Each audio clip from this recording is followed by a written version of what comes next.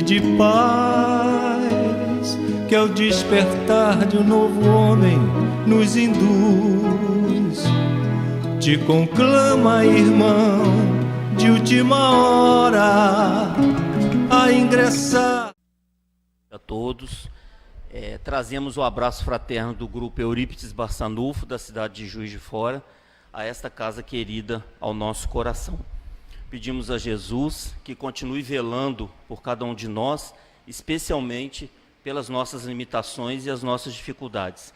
Mas o amor do Cristo é tão imensurável que Ele nos permite estar aqui com vocês há 10 anos. Eu estava fazendo a conta, vindo do Rio, tem exatamente 10 anos que eu passei a vir nessa casa, durante 4 anos frequentando e trabalhando, e como divulgador da doutrina, e nos últimos 6 anos como convidado, especialmente nos meses de janeiro. Então eu sou muito grato a esta casa. E queria fazer apenas um comentário antes da gente iniciar, como que é importante, dos últimos anos que eu tenho vindo aqui, como que é importante a gente ver os jovens tomando espaço dentro da casa espírita. Porque, a bem da verdade, nós todos vamos partir.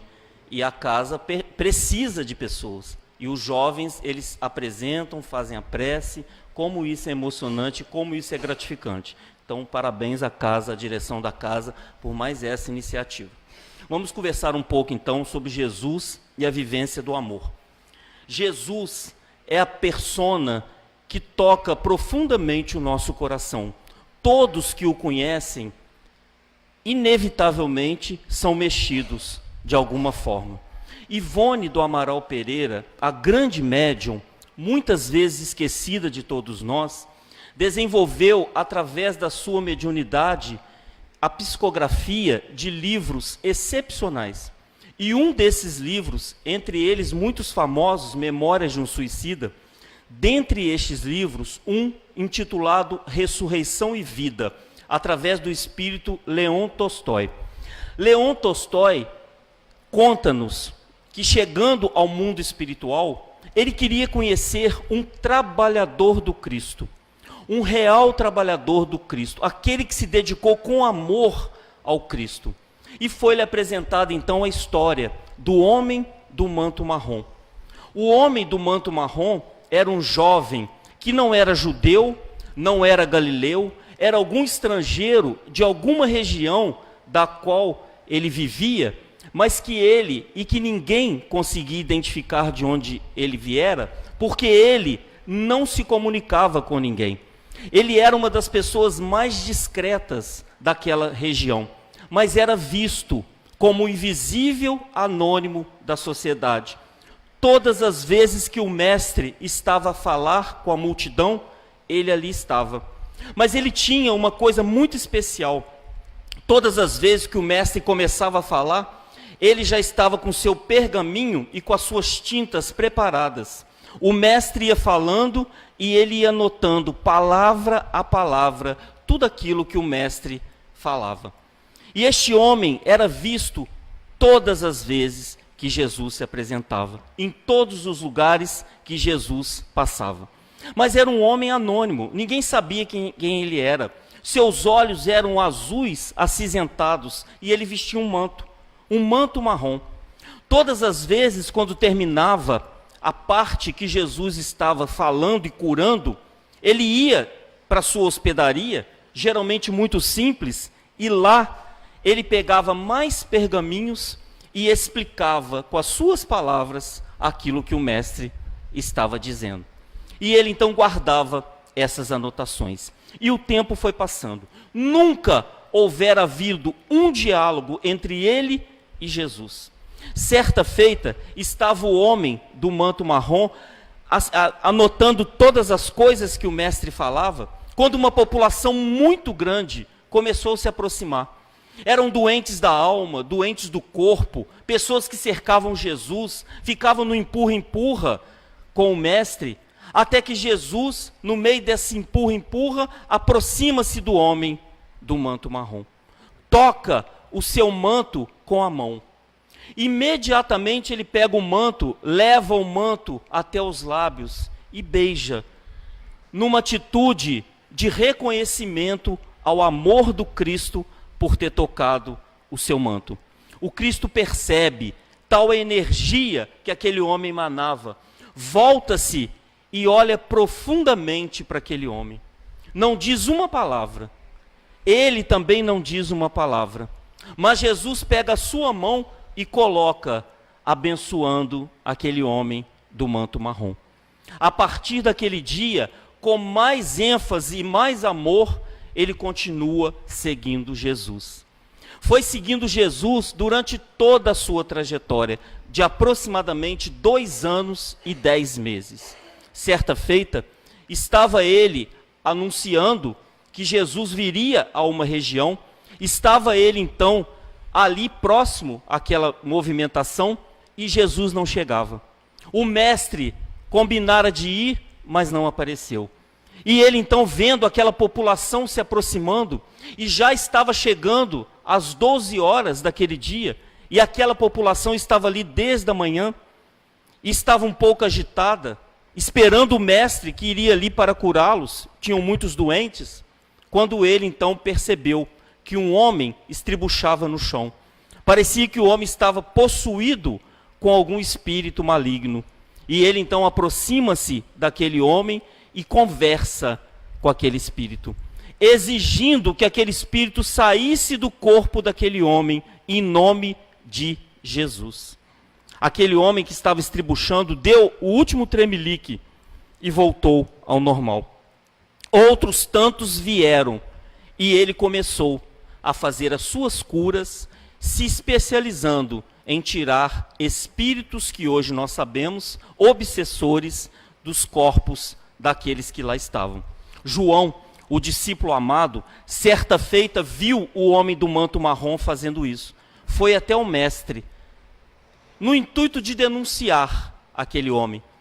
No diálogo que Jesus tem com João sobre a postura do homem do manto marrom, o mestre encerra a sua conversa dizendo: João, quem não é contra mim é a meu favor, que ele faça o seu trabalho. E o homem do manto marrom continuou fazendo o seu trabalho. Jesus desencarna e ele vivencia e anota todo o processo de desencarne do mestre. E naquela noite ele tem um sonho. Ele tem um sonho com Jesus. Jesus vai até ele para conversar com ele.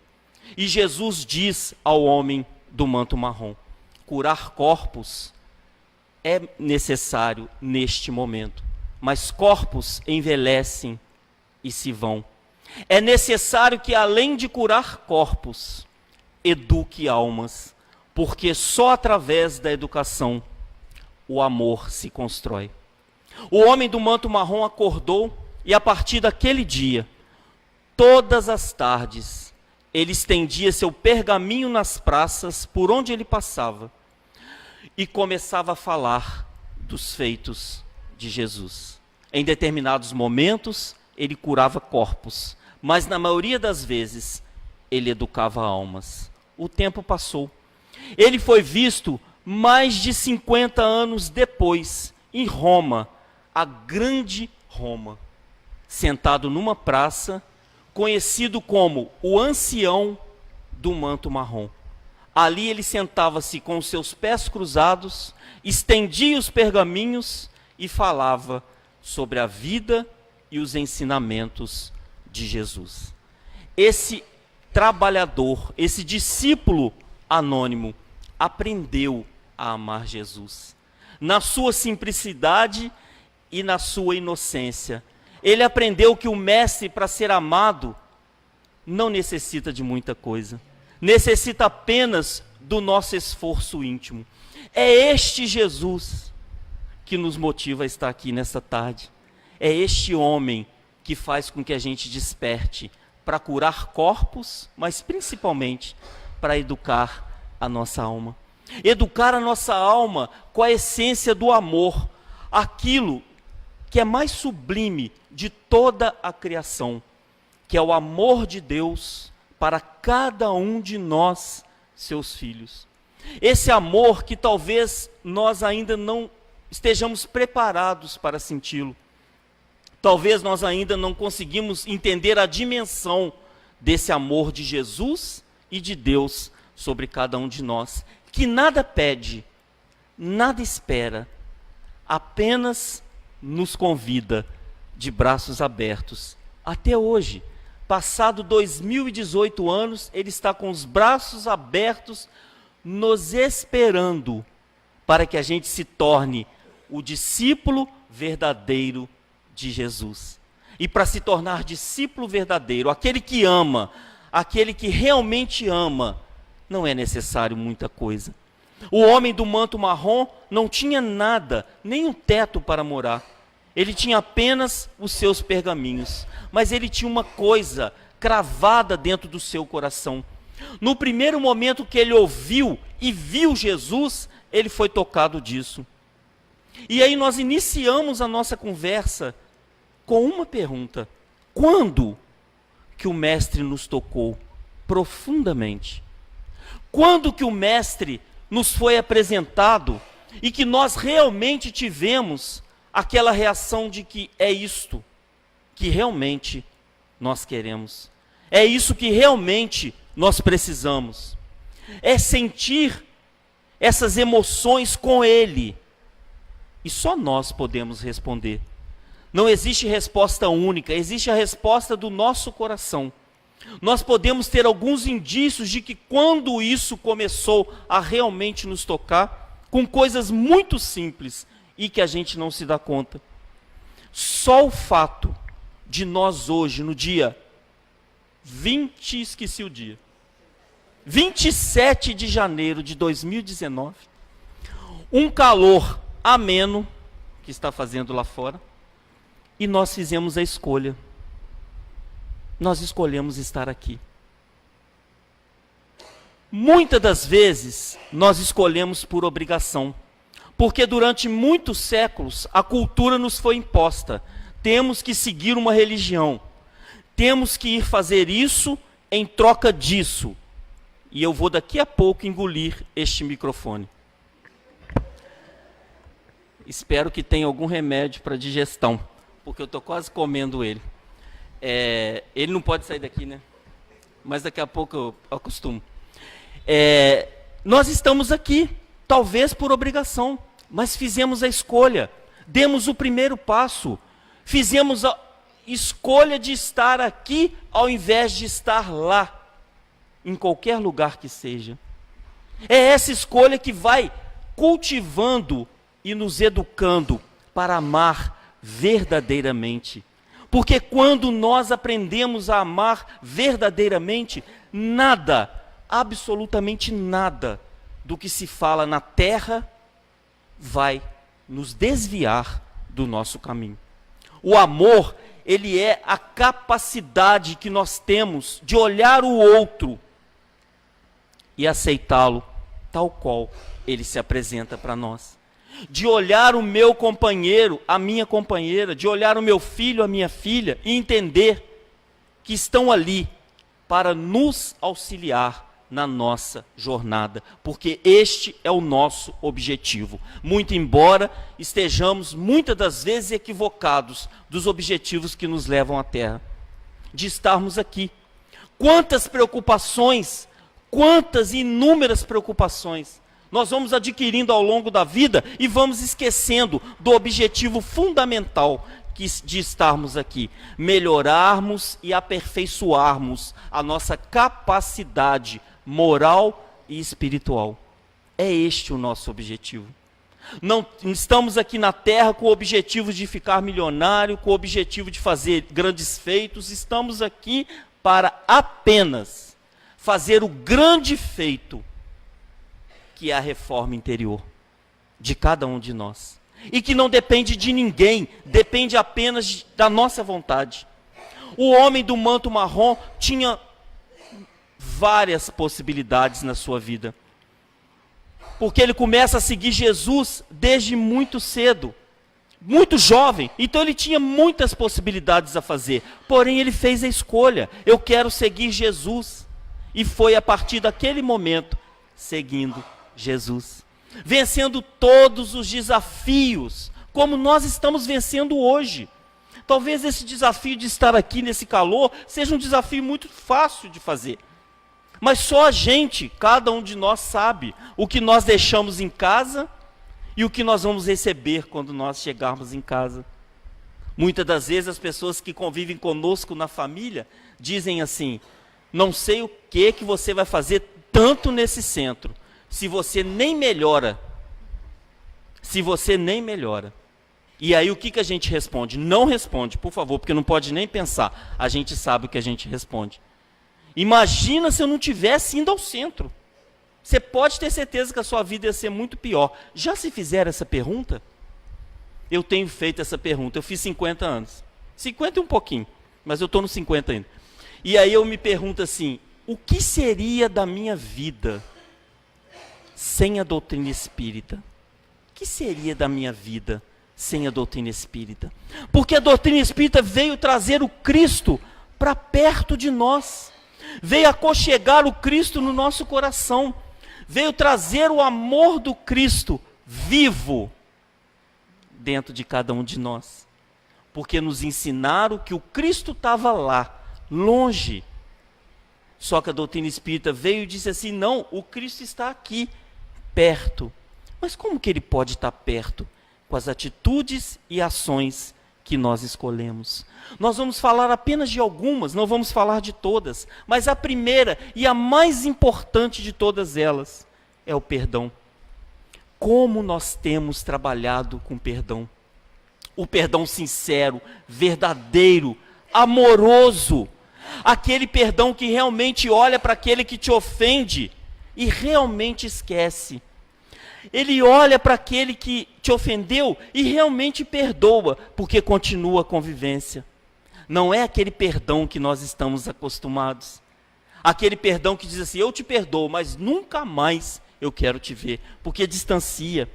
Joana de Ângeles tem uma frase que me toca profundamente. Sinta raiva, faz muito bem, mas não cultive a raiva, que faz muito mal. O que ela está querendo dizer com isso? Sinta raiva sim, a pessoa te ofendeu, sinta raiva, porque senão você não dilui aquilo dentro de você. Mas não cultive a raiva. Por que essa pessoa me ofendeu? Por algum motivo, ou que eu tenha dado, ou algum motivo que ela tenha e que ela me ofendeu.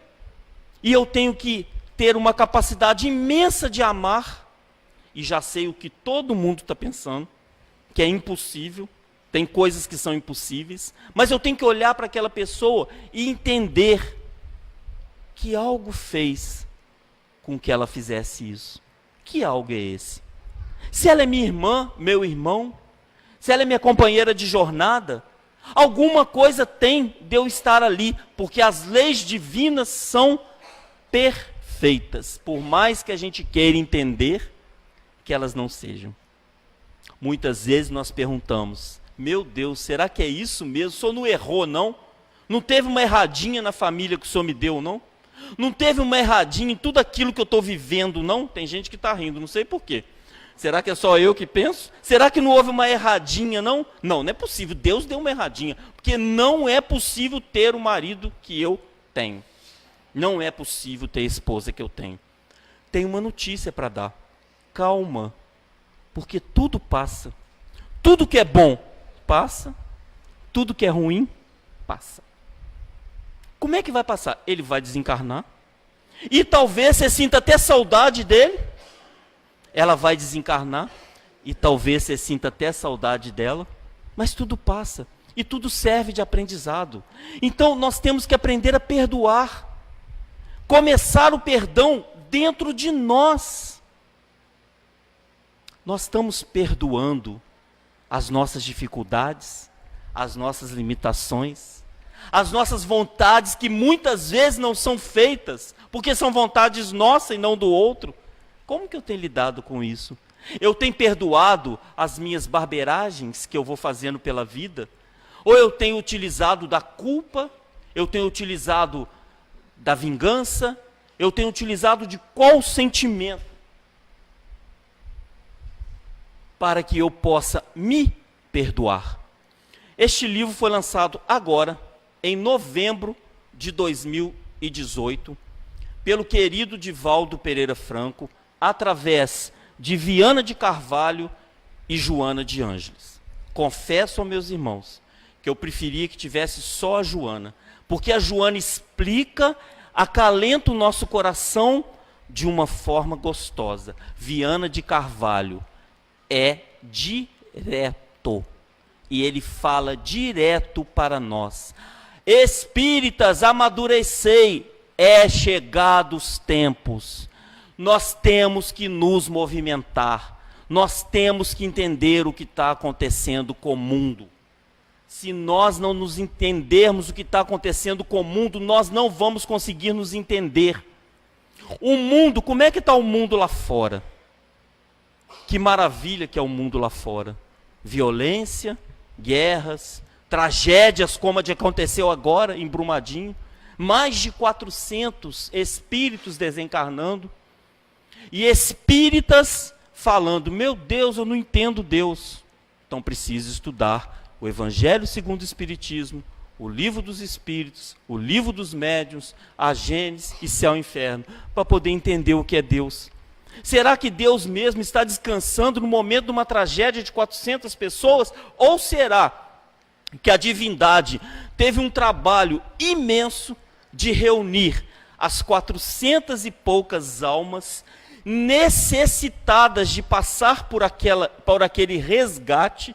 Naquele momento, naquela hora, teve pessoas que se salvaram por segundos. Por segundos. As pessoas se salvaram. Por segundos. Por que uma se salvou por segundo e a outra não se salvou por segundo? E nem o corpo foi achado. Porque o amor de Deus permitiu que ele ressarcisse a lei divina. E estes são os momentos, segundo Viana de Carvalho, que nós estamos ressarcindo os nossos débitos. E, meus irmãos, que débitos nós temos, coletivos e individuais. Como nós temos sofrido, mas como também nós exageramos no sofrimento. Porque nós reclamamos do calor e da chuva que teve quinta-feira. Não é verdade?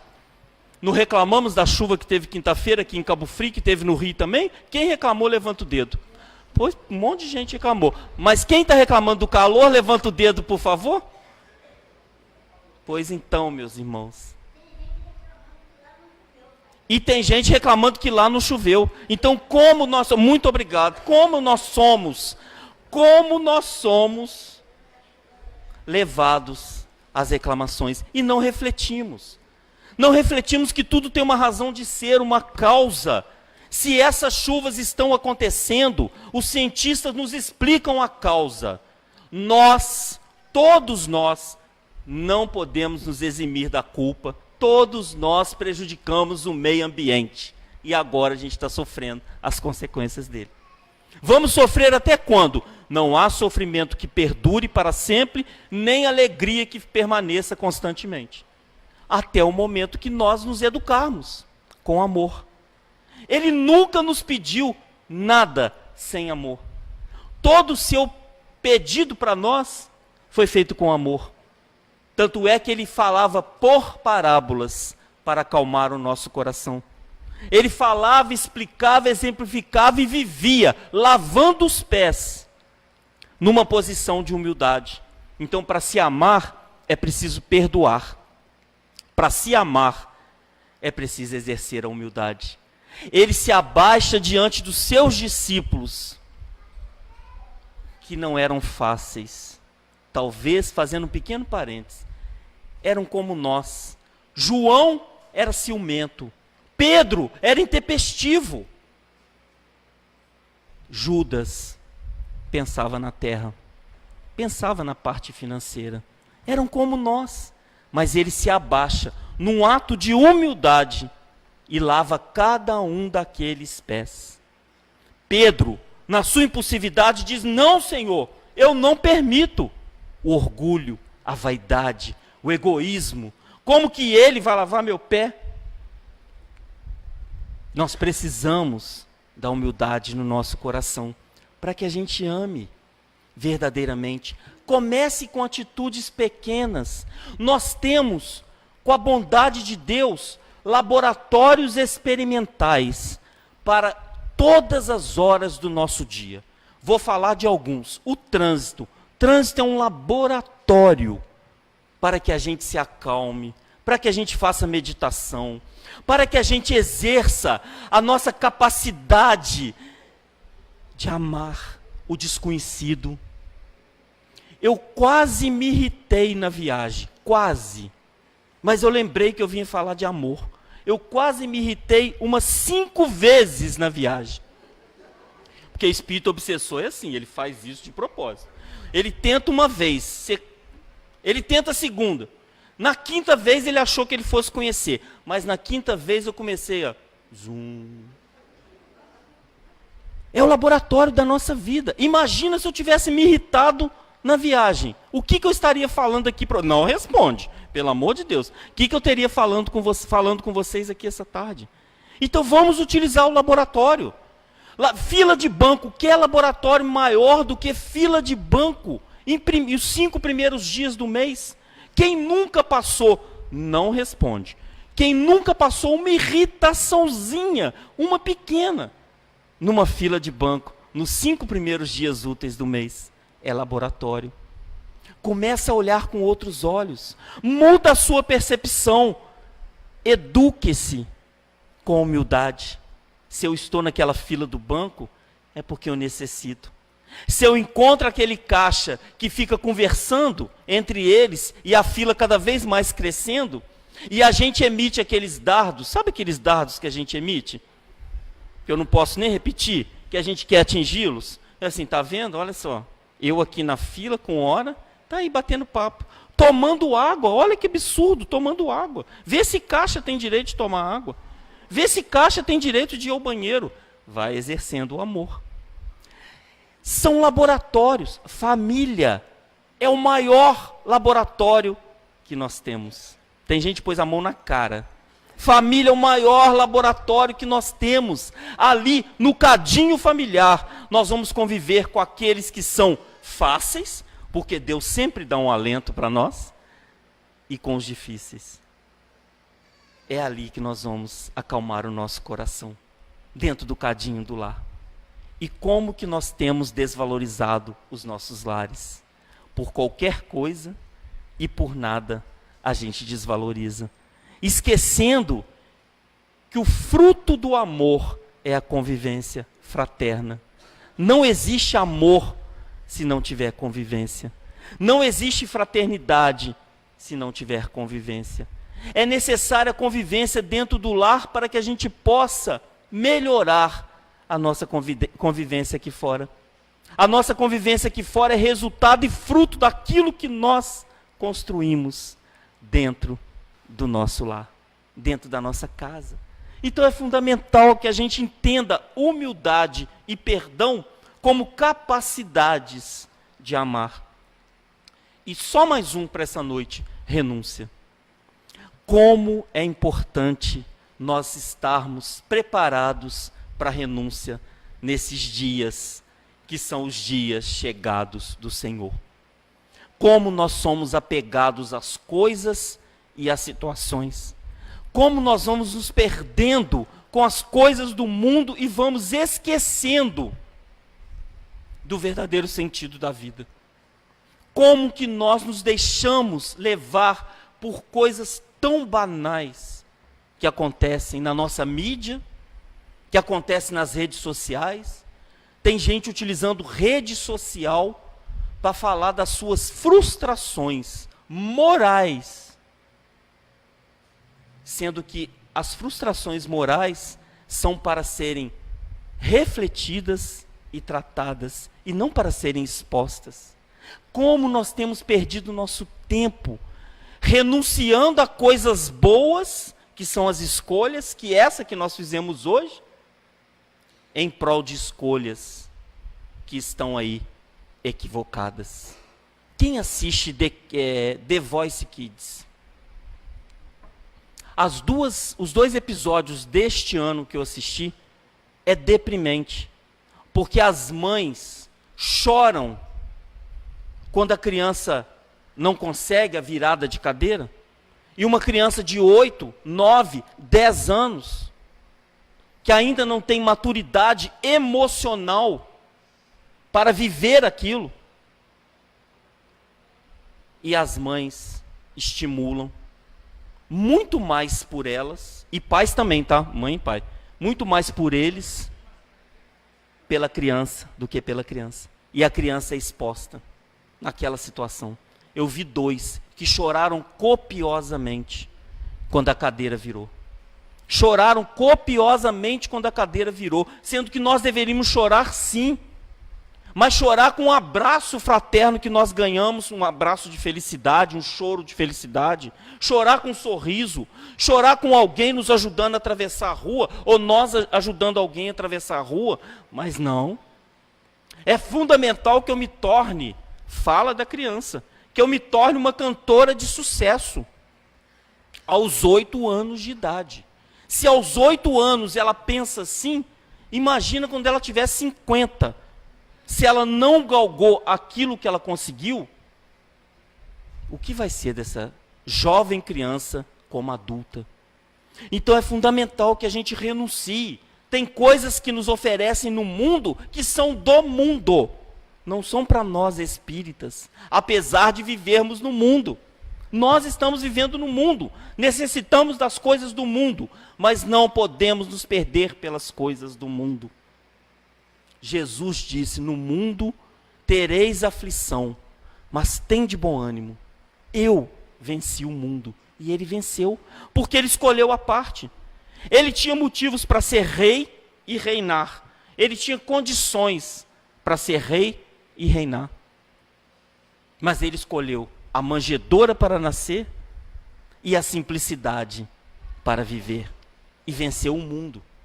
Independente daquilo que lhe acontecia, ele venceu o mundo. E quando nós falamos em renúncia, nós estamos falando das pequenas renúncias. Não estamos falando das grandes renúncias. Estamos falando da pequena.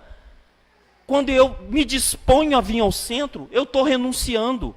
Mas de nada adianta eu sair do centro, depois de ouvir palavras do Cristo, depois de pegar a ambientação da casa. Eurípides Barçanufo, o grande emissário do Cristo, vai responder a uma questão num livro intitulado O Zelo de Tua Casa, de um médium, um escritor de Campinas. E ele pergunta assim: qual é a importância da casa espírita? E Eurípides Barçanufo responde para ele: a casa espírita é o templo sagrado que cada um de nós, cristãos, necessitamos. Aqui é o templo sagrado. Quando a gente adentra a casa espírita, independente do que estamos pensando, ou da forma como a gente está agindo, a gente é emanado com essas energias. A gente é emanado com essa emoção que nos toca. A gente esquece o cansaço, a dor, passa tudo. Depois volta tudo. Mas antes, nesse momento, passa tudo, se a gente está receptivo. Se a gente renunciou a esses minutos. Quem conseguiu, é só pergunta, tá? Quem conseguiu desligar o celular nesses minutinhos de 18 às 19 horas? Levanta o dedo, por favor. Olha, vou dizer uma coisa para vocês, não mintam, que os espíritos estão aqui anotando. Inclusive estão do lado do seu celular para ver se ele não está no vibrador. Eu não disse que era colocado no vibrador, vamos desligar. Olha, ela desligou 5 vezes, que ela fez até assim. É para desligar, esses minutos são nossos. São 60 minutos num dia de 24 horas, numa semana de 7 dias, que eu me dispus para estar aqui. Ah, Eduardo, impossível, não posso, porque se acontecer alguma coisa. E há 10 anos atrás que não tinha? Como é que fazia quando acontecia alguma coisa? Acontecia alguma coisa, aconteceu. Eu ganhei de presente do meu pai uma viagem a Piúma, no Espírito Santo, quando eu fiz 15 anos. Faz algum tempo, já sei. E aí nós tínhamos um tio espírita, orador espírita, que estava morando em Piúma, e ele então combinou que eu iria passar meus 15 anos lá. Só que para falar com ele, tinha que ligar um 9, a telefonista atendia, eu estou falando desse século, tá? Estou falando de mim, tá? Estou falando de nenhum, estou falando de mim. Século passado, estou falando de mim. Que nem tão velho assim sou. E a telefonista marcava o dia e o horário para chamar ele na casa dele. Assim feito, não conseguimos falar com ele. A passagem já estava comprada, meu pai me enfiou dentro do ônibus e lá fui embora. E passou um telegrama para ele. Eu cheguei em Piúma. Cadê meu tio? Não tinha meu tio. Procurei, ninguém achava. E ele tinha um Fiat 147 azul. Quer dizer, pouquíssimas pessoas tinham um Fiat 147 azul. Comecei a perguntar nas lojas. É um senhor que tem um Fiat. Eu sei quem é. Ele mora ali. Cheguei lá, falei, tio, que bacana, hein? Que papel de espírito o senhor fez comigo, hein? Eu aqui com 15 anos, traumatizado, primeira vez que eu venho aqui, o senhor não me recebe. Cadê o telegrama? Que telegrama? O telegrama chegou 4 dias depois que eu estava na cidade. 4 dias depois. E a gente se preocupa com o celular que a notícia tem que chegar na hora. Não vai chegar. Não tem jeito. Deixa, em 1 hora nada vai mudar. Se desencarnou, já desencarnou. Não tem jeito de reencarnar. Não tem jeito de ressuscitar. Se acontecer alguma coisa grave, você vai saber daqui a 20 minutos, quando eu terminar. Você vai saber. E a gente se preocupa. Isso não é renúncia verdadeira. Renúncia verdadeira eu estar entregue. É pouco tempo? 60 minutos? É 60 minutos, mas eu estou entregue. Esquece Fantástico. Esquece o Faustão. Nesses 60 minutos, depois você faz o que você quiser. Esquece o gato que vira gente. Meu Deus, a gente está se perdendo tanto que agora o gato vira gente. E o Brasil inteiro para ver o gato virar gente. E o gato vira gente. O gato morre e ressuscita. E o gato vira gente. E a gente para a nossa vida. E a nossa vida vira o quê? Não responde. E nós vamos ter que dar conta dela. Quando desencarnarmos, que batermos lá, eu sempre brinco, ou cá, a gente não sabe. Não sei se na internet vai ver. Eu falei em cima e embaixo, tá? Porque eu não sei para onde que a gente vai. Eu sei, estou caminhando para ir. O que a gente vai fazer? Dar-te conta da tua vida. É fundamental. É o bem mais precioso que Deus te deu, que você deve amar, verdadeiramente. É este amor que Ele espera de nós. O amor perdão, o amor humildade e o amor renúncia. É tão difícil perdoar, ser humilde num ambiente tão hostil como que a gente vive, e é tão difícil renunciar às coisas da vida. É tão difícil. Mas o preço que a gente ganha por isso é tão gratificante. É o verdadeiro sentido da felicidade. Quando a gente vê um espírito se aproximar de nós e nos dar um abraço fraterno. Quando a gente vê Jesus se manifestando no homem do manto marrom, ou apenas olhando para ele. Jesus não precisou fazer nada, só olhou para ele. E ele se sentiu recompensado. Colocou a mão em sua cabeça e ele se sentiu abençoado. Como os espíritos amigos cativam e cultivam o nosso coração. Agora, nesse exato momento, tem vários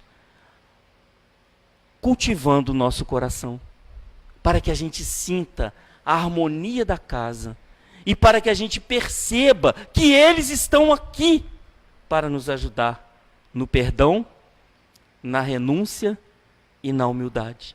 Mas nós precisamos querer. Essa é uma vontade nossa. Ninguém movimenta por ninguém. Nós movimentamos por nós.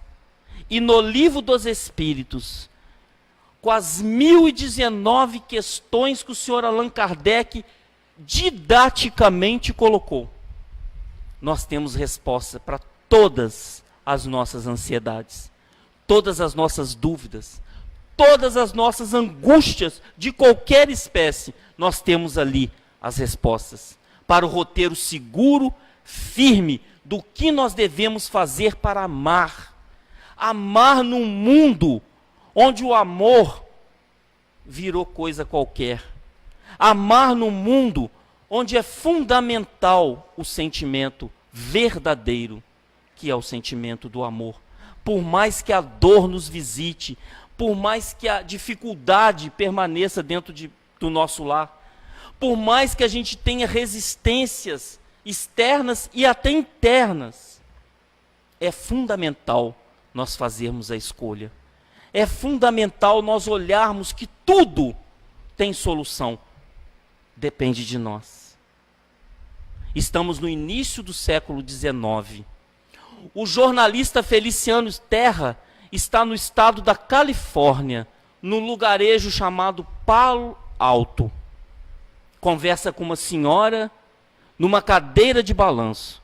A sua casa pouca coisa tem. Uma casa simples, 2, 3 cômodos, apenas uma cadeira de balanço. E a Madame Stanford conta a ele a jornada da sua vida. Conta para ele quando que ela realmente entendeu o amor de Jesus. Ela era uma jovem muito bonita, elegante, rica, casada com o então governador da Califórnia, o senhor Stanford. Ela então era feliz. Tinha um filho que à época contava com seus 10 anos de idade, Lelod. Lelod era um filho querido, 2 olhos verdes, parecendo 2 diamantes. E ela, uma vez por semana, brincava com Lelod, não mais do que isso. As atividades sociais não deixavam que ficasse com seu filho.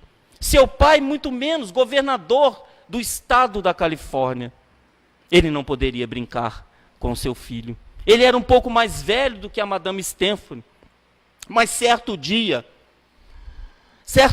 uma tia pobre, resolve morrer. E pelas leis da sociedade daquela época, ela, como uma dama da sociedade, a primeira dama da sociedade, não poderia sair para nenhuma atividade. E era verão. Era quando começava o festival de orquestras, de sinfonias. E ela então tomou-se de uma ira pela tia pobre, que cismou de morrer no verão. Poderia ter morrido no inverno, mas não, morreu no verão, exatamente quando iniciaria os festivais. Ela já tinha comprado o vestido, os vestidos, as roupas, tudo. E a sua tia iria atrapalhar a sua semana. Realmente ela estava muito aborrecida. Começou a conversar com seu esposo. Era sábado. Começou a conversar com o esposo e disse a ele: meu amor, esta casa é imensa, parece um museu. Era a maior casa do estado. Eu não sei o que fazer durante essa semana. Estou angustiada. O marido deu uma sugestão: brinque com nosso filho, Lelod. Brinque com ele para se distrair. Ela gostou da ideia e vai correndo ao encontro do filho. E o filho está numa sala de música, tocando o seu violão, quando a mãe entra. A música era enubriante, comandava todo o ambiente. E ela então parou, começou a escutar aquela melodia, e os olhos de Lelod brilhavam, porque era a primeira vez que a mãe estava ouvindo o filho tocar. E quando termina a melodia, ela pergunta: mas Lelod, que melodia linda, porém triste. O que diz essa música? Quem te ensinou? Ah, mamãe, uma das babás da Normandia me ensinou essa música. Mas o que ela quer dizer? É a história de um casal de pescadores e o seu filho, de 10 anos. O pescador toda manhã saía para pescar. E da praia ficava a esposa e o filho, e davam adeus. E ele gritava do barco: me aguardem, porque ao final do dia eu estou de volta. Durante muito tempo foi assim. Mas uma manhã que ele despediu-se, chegou à tarde, ele não voltou. Passou o dia seguinte, ele não apareceu. No terceiro dia ela disse: meu filho, as sereias roubaram o seu pai. Vou eu buscar o seu pai das mãos da sereia. A mãe se despediu e disse a ele: fique aqui, porque eu virei te buscar junto com seu pai. E até hoje, mamãe, até hoje ele está ali, esperando o pai e a mãe deles. Mas Lelod, por que que você gosta dessa canção? Porque ela diz da minha vida, mamãe. O oceano das coisas sociais não permite que a senhora me dê atenção. Os compromissos políticos do meu pai fazem com que ele saia e eu nem vejo a hora que ele volte. Mas Lelode, ele é o governador, eu sou a primeira dama, mas vamos brincar. E passou aquele dia brincando. Até em árvore, Madame Stanford subiu para brincar com seu filho. Mas uma de suas amigas, dessas amigas sanguessugas, que não estava acostumada a ficar sem a sua madame, deu uma ideia a Madame Stanford. Prepare umas guloseimas, visite o orfanato, mandarei os jornalistas para que saia no jornal que no momento de dor, Madame Stanford estava atendendo aos órfãos da cidade. E ela gostou da ideia. No dia seguinte era domingo, preparou as guloseimas junto com a sua criadagem, e quando ela estava saindo na sua carruagem, o filho aparece na porta, vestido com um conjunto azul veludo. Parecia que era o céu, com aquelas duas pérolas verdes olhando para a mãe, sorrindo. A mãe teve uma ideia: venha, Lelode, venha comigo. Ele nunca havia saído da casa. Toda a sua educação, toda a sua vida era dentro do castelo de pedra fria. E ele então, alegre e saltitante, foi. Onde vamos, mamãe? Vamos no orfanato. Mas o que é um orfanato? Ah, Lelode, orfanato é um lugar que vive essas crianças que não têm pães nem mães. Mamãe, como pode as crianças não ter pães? Papai não é o governador da Califórnia? Sim, Lelode. E como pode as crianças não ter pães? Lelode, isso é coisa de político. Vamos ao orfanato. E seguiram. Lelode ficou intrigado. Ao chegar no orfanato, eram crianças. Eram seus coleguinhas que lá estavam. Ele então pega uma bandeja de comida e quando ele avança, as crianças avançam na comida. Porque os órfãos também têm fome. E avançaram na comida e ele começou a brincar com aquelas crianças. Quando a mãe percebeu aquela interação, vamos, por hoje basta. E ele pega a sua cara, coloca na janela da charrete e grita para os amiguinhos: amanhã eu volto para brincar com vocês. Quando ele volta com a cabeça, a mãe diz: nunca mais poremos os pés aqui. Tu és filho do governador da Califórnia, filho único, não vai voltar mais aqui. E saíram. Chegando em casa, Lelode chama a mãe e diz: mamãe, por favor, vem aqui, até a janela. Me mostre onde está o orfanato. E ela apontou para o lado esquerdo. Todos os dias, Lelode falava com a mãe: mamãe, vem até aqui. Me mostre onde está o orfanato. E ela apontava. No terceiro dia, ela disse: Lelode, não voltaremos mais ao orfanato. Tu és filho do governador. Não voltaremos mais ao orfanato. Ao quarto dia, Lelode amanheceu com febre. Uma febre muito estranha, que foi tomando o seu corpo. Foram chamados os médicos e foi detectado que ele estava sofrendo de uma doença obsessiva.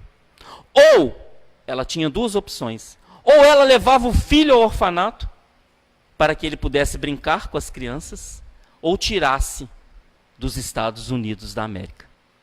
A segunda opção foi escolhida pela mãe de Lelode. Preparou uma viagem em redor do mundo, para que tirasse o filho daquele local. Ao chegar em Roma, num hotel de alto luxo, Lelode chama a mãe, febril, leva até a janela e diz: mamãe, aonde estão os Estados Unidos? E a mãe aponta aonde estavam os Estados Unidos. E assim foi durante toda a viagem.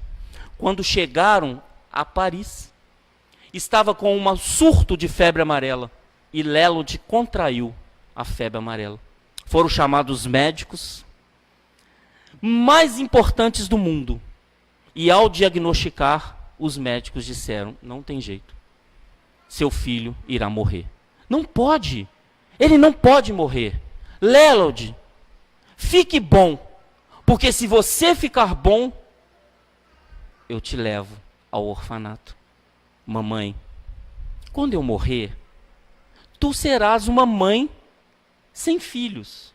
Não é, mamãe?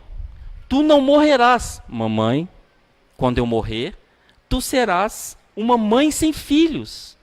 Sim, Lélode, sim. Por favor, cuide dos órfãos em meu nome. Naquela noite, Lélode desencarnou. Ela teve um surto de emoção. Mandou embalsamar o filho. O navio cruzeiro levou de volta o corpo daquela jovem criança, branca, aqueles olhos verdes, pele pálida, de volta aos Estados Unidos da América, a Califórnia. Quando o navio atracou, a cidade inteira estava esperando a Madame Stanford. E ela desce com o corpo do filho no caixão e dá uma ordem: leve-me direto ao orfanato. Ao chegar no orfanato, a voz da sinfonia tocando as músicas fúnebres, ela então entrega o orfanato ao seu filho Lélode. Está aí, Lélode. Está aí os seus irmãos que tanto você queria. Foi embora para casa. Naquele ano, ela doou $20.000 para o orfanato. No ano seguinte, ela construiu 2 orfanatos para atender as crianças carentes. No terceiro ano, o senhor Stanford, de tristeza, desencarnou. E ela então teve uma ideia. Orfanato não resolveria o problema. O que fazer? Vendeu tudo que tinha. Tudo, tapeçarias, joias, a mansão. E criou a Universidade de Stanford. Hoje, uma das 10 melhores universidades do mundo, para que as crianças órfãs tivessem lar e educação com amor. Para que as crianças órfãs pudessem ter constituída a sua vida de uma forma digna, de uma forma correta. Morreu velha, apenas sentada numa cadeira de balanço, mas entendeu que o amor do Cristo ultrapassa qualquer barreira, qualquer sofrimento, qualquer dor, mas que é necessário para amar o Cristo a vontade sincera de servir ao próximo, amando-o como ele nos amou e nos ama até hoje. Muita paz e muito obrigado.